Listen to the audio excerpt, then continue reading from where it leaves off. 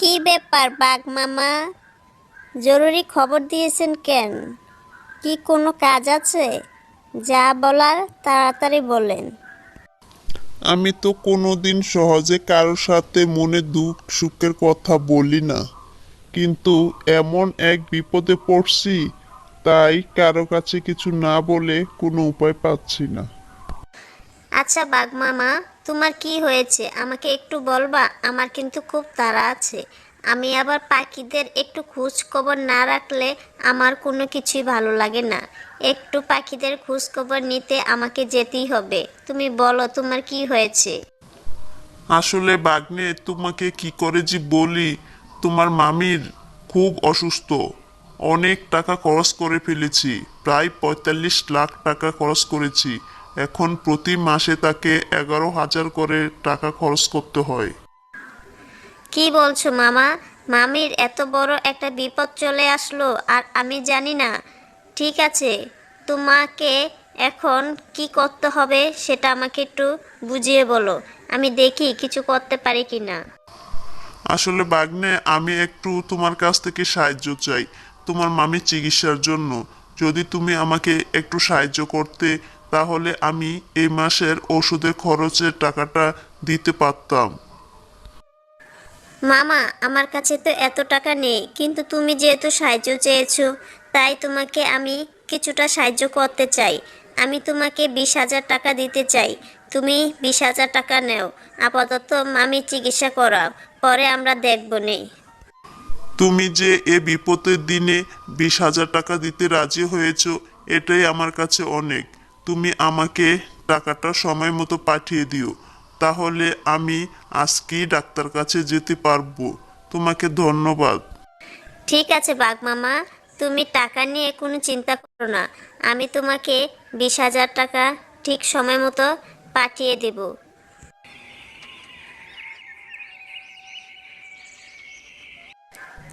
কি ব্যাপার বাঘ মামা, তুমি আমাকে খবর দিয়েছিলে? এমন সকালবেলা আমি ঘুম ভেঙে চলে আসলাম। কি এমন খবর, জরুরি খবর দিয়েছিলে তাই চলে আসলাম। আমাকে একটু বুঝিয়ে বলো, তাড়াতাড়ি বলো, আমার কাজ আছে। তুমি এত তাড়াহুড়া করলে আমি কিভাবে কথাটা বলি? তুমি তো জানো না আমার গিন্নি অনেক অসুস্থ, আর সেজন্যই আমি তোমার কাছে খবরটা পাঠিয়েছি। তোমরা সবাই মিলে যদি আমাকে একটু সাহায্য করতে, তাহলে আমি গিন্নিকে চিকিৎসা করাতে পারতাম। তোমার গিন্নি অসুস্থ আর সেটার জন্য আমি সাহায্য করব? কি যে বলো বাঘ মামা, তুমিও না। আচ্ছা, তোমার গিন্নি তো বয়স হয়ে গেছে, সে এখন অসুস্থ থাকবে, এটার জন্য চিকিৎসা করা কি দরকার? কি বলছো তুমি? আমি আমার গিন্নিকে অনেক ভালোবাসি, অনেক যত্নে রাখি। আমার গিন্নি অসুস্থ, প্রয়োজনে আমি ভিক্ষা করে তার চিকিৎসা চালাবো। তুমি এমন করে কথা বলো না। বয়স হয়েছে, তাতে কি হয়েছে?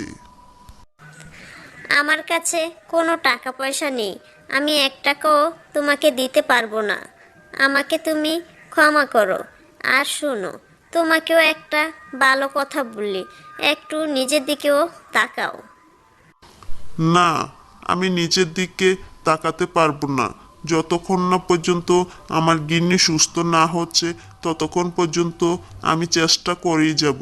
আমি আমার গিন্নিকে ছাড়া একদিনও ভালো থাকতে পারি না। আমি সবার কাছ থেকে ভিক্ষা করে টাকা নেব। বাঘ মামা, তুমি যে কি বলো, তোমার কারণে তো আমাদের মান ইজ্জত সম্মান সব কিছু চলে যাবে। তুমি ভিক্ষা করবে, নিজের ইজ্জত সম্মানের দিকে একটু তাকাবে না? তুমি বনের নেতা হয়েও ভিক্ষা করবে? প্রয়োজনে আমি ভিক্ষা করব, তাতে কি হয়েছে, কিন্তু গিন্নিকে তো সুস্থ করব। তারপরও তোমার কাছ থেকে আমি টাকা নেব না। তুমি খুবই অহংকারী।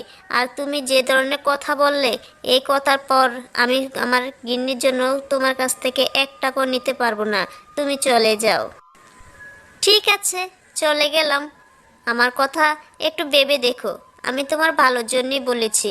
তুমি যদি ভিক্ষা করো, তোমাকে নিয়ে বনের সবাই হাসাহাসি করবে, বলবে নেতা হয়ে সে কিভাবে ভিক্ষা করে। হাসাহাসি করুক, তাও তো গিন্নিটা বেঁচে যাবে। কিছুদিন হাসাহাসি করার পর তারপর এমনি কমে যাবে। কিন্তু গিন্নিটা তো সারা জীবনের জন্য বেঁচে যাবে। এই হাসাহাসি করার কোনো কারণ তখন থাকবে না। দেখে যাবে আমার গিন্নি সুস্থ আছে। ঠিক আছে, আমি তাহলে যাই। তবে তুমি একটু চিন্তা ভাবনা করে কাজ করো।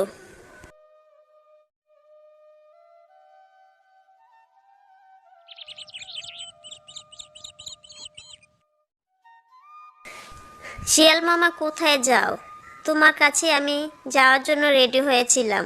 ভাগ্যটা ভালো, তোমাকে রাস্তায় পেয়েছি। দেখা হয়ে গেল, ভালোই লাগলো। তুমি কি একটু জানো বাঘ মামার কি হয়েছে? বাঘ মামার অনেক বিপদ, সেটা কি তুমি খবর পেয়েছো শিয়াল মামা? হ্যাঁ টুনি, আমি বাঘ মামার বাড়িতে যাওয়ার জন্য রেডি হয়েছিলাম। আমারও ভাগ্যটা ভালো, তোমার সাথে দেখা হয়ে গেল। বাঘ মামার বিপদে আমরা সবাই তার পাশে দাঁড়াতে চাই। শিয়াল মামা, আমি বাঘ মামাকে 40,000 টাকা দিয়ে আসছি। তোমারও যদি কিছু থাকে, তুমি বাঘ মামাকে একটু সাহায্য করতে পারো। জানো তো, বাঘ মামা আমাদের সবাইকে অনেক সাহায্য করেছে। সবার বিপদে সবার আগে বাঘ মামাই চলে আসে। আমি জানি টুনি, আর আমি সেজন্য আমার জমানো যত টাকা আছে সব কিছু নিয়ে বাঘ মামার কাছে দিয়ে আসছি। তোমাকেও খবর দিতে আসছিলাম। ও যাক, তাহলে তো ভালোই হলো। বাঘ মামার এ টাকা দিয়ে কিছুটা হলেও মামিকে চিকিৎসা করাতে পারবে।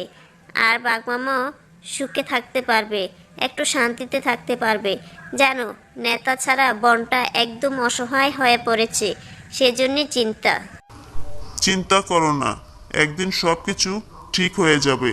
আবার আগের মতো সবাই হাসবে, দেখো। ঠিক আছে এখন টুনি, আমি যাই, পরে কথা হবে।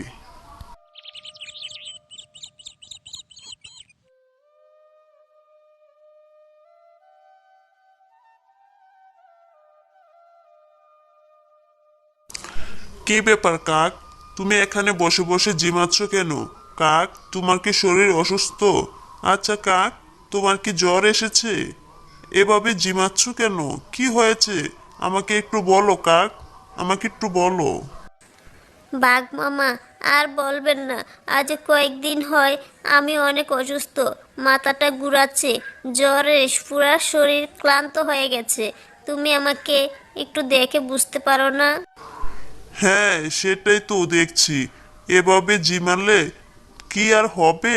চলো তোমাকে ডাক্তার কাছে নিয়ে যাই, আমার সাথে চলো। আমি তোমাকে চিকিৎসা করাতে এখনই ডাক্তার কাছে নিয়ে যাব। কি বলো? তোমার কাছে এত টাকা কোথায় থেকে আসলো? তুমি টাকা পাবে কোথায় আমাকে চিকিৎসা করাবে? আর আমি তো তোমাকে কোনো টাকা পয়সা কিছু দেইনি। কাক, তুমি চিন্তা করো না, আমার কাছে কিছু টাকা আছে।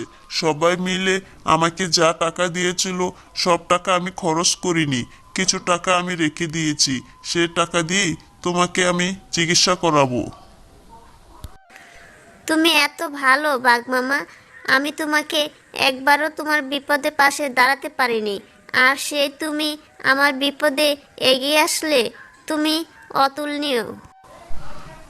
হয়েছে হয়েছে, এখন এসব কথা বলার সময় না। আগে রুগী সুস্থ হোক, পরে কথা হবে।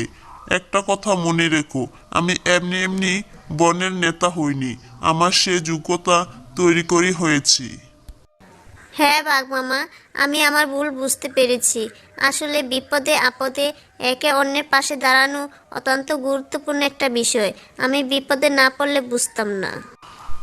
তুমিও একদিন সবার মতো করে আমাকে তাড়িয়ে দিয়েছিলে, কিন্তু কেউ না কেউ তো আমাকে সাহায্য করেছে। আমি বিপদ থেকে বেঁচে গেছি। আজকে আমিও তোমাকে বিপদ থেকে বাঁচাবো। বুঝতে পারছো কাক? বুঝতে পারছি বাঘ মামা। বাঘ মামা, তুমি আমাকে ক্ষমা করে দাও। আমার ভুল হয়ে গেছে। এ ভুলের জন্য আমি তোমার কাছে হাত জোড় করে ক্ষমা চাচ্ছি।